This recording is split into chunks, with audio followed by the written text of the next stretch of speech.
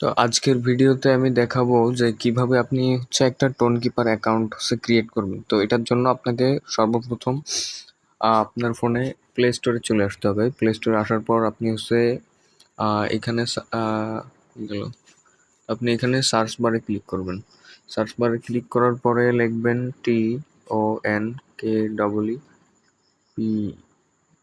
TONKEEPER tone keeper লিখে সার্চে click করবেন। তো এরপরে টোন কিপার কিন্তু এই যে এখানে চলে আসছে, ভালো করে দেখেন, এই যে টোন কিপার। তো টোন কিপার এইখানে কিন্তু আমার ইনস্টল দেওয়া, এই জন্য আমার আনইনস্টল আর ওপেন দেখাচ্ছে। তো আপনাদের কিন্তু এরকম দেখাবে না, আপনাদের কিছুটা এই যে এরকম দেখাবে। আমি আরেকটা অ্যাপস দিয়ে দেখাচ্ছি, এরকম ইনস্টল দেখাবে। তো আপনারা ওইখানে ইনস্টলে ক্লিক করার পরে ইনস্টল মানে কিছুক্ষণ টাইম নেওয়ার পরে ওটা ইনস্টল হয়ে যাবে। ইনস্টল হওয়ার পরে যে আমার মতো ওপেন দেখাবে, তো এখান থেকে আপনারা ওপেন দেবেন। আচ্ছা, তো ওপেন দেওয়ার পরে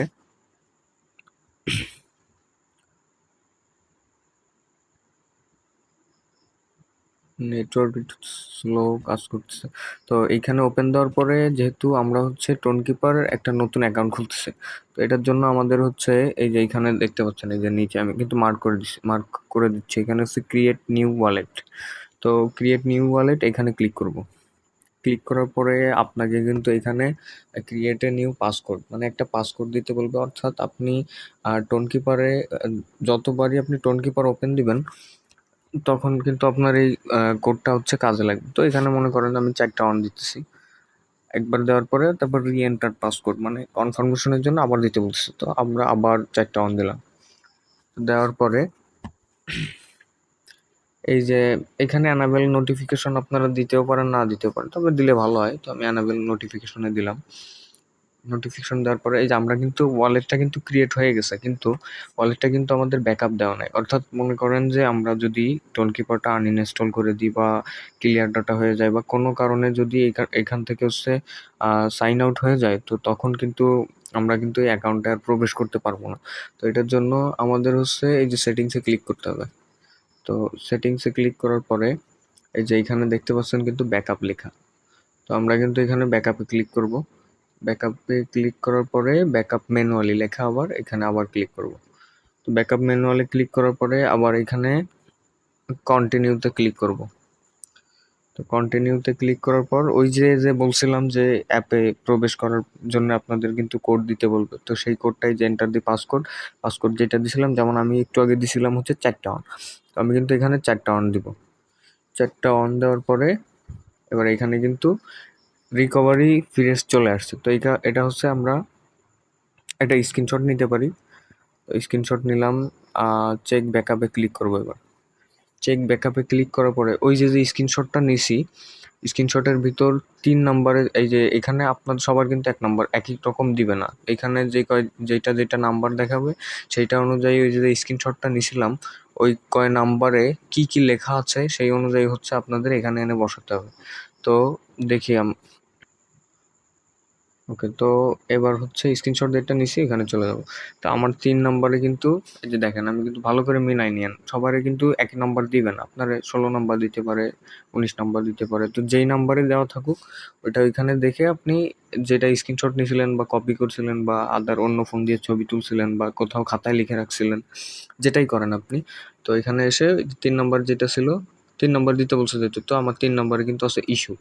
তো এখান থেকে ইস্যু, 3 নম্বরে ইস্যু। তো এখানে যাব, এবার লিখবো ISSU ইস্যু গেল। এরপর বলছে এরপর 4 নম্বর চাইছে। 4 নম্বরে যাব। 4 নম্বরে কিন্তু লিখছে এই যে 4 নম্বরে লিখছে উইপন। তো আমরা এখানে উইপন, 4 নম্বরে উইপন বসাই দেবো, WEAPON উইপন। এরপরে বলছে 20 নম্বর। তো 20 নম্বরে 20 নম্বরের দেশে ফ্লেম। তো এখানে আমরা কিন্তু ফ্লেম, কোথায় গেল, FLAM, ফ্লেম। ফ্লেম এগুলো 3টা কিন্তু লিখছি, যেই যে নাম্বার চাইছে ওটা দিতে হবে। আমার যেমন 3, 4, 20 দিছে, আপনাদের কিন্তু অন্য নাম্বারও দিতে পারে।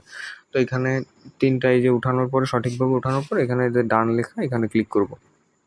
এখানে ডান লেখার পরে এই যে আপনারা কিন্তু এখানে একটা দেখছেন, এই যে টিক মার্ক হচ্ছে ম্যানুয়াল ব্যাকআপ অন।